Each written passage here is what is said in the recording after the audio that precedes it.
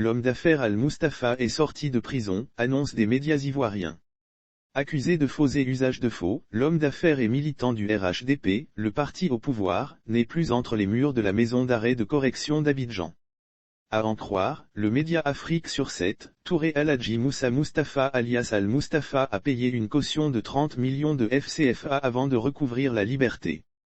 Une liberté pas totale s'il est vrai que depuis le vendredi 28 janvier 2022, Al-Mustapha ne fait plus partie de l'effectif des détenus de la MACA, il bénéficie d'une liberté restreinte.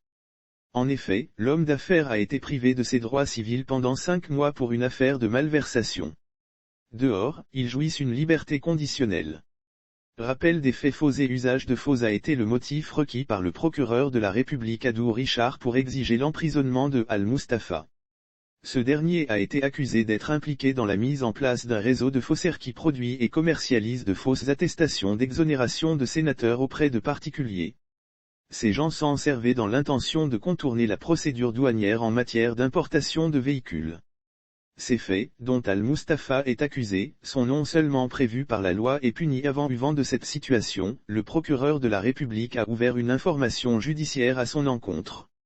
Elle a été suivie d'un mandat de dépôt pour faux et usage de faux commis dans des documents administratifs, escroquerie portant sur du numéraire, corruption et blanchiment de capitaux.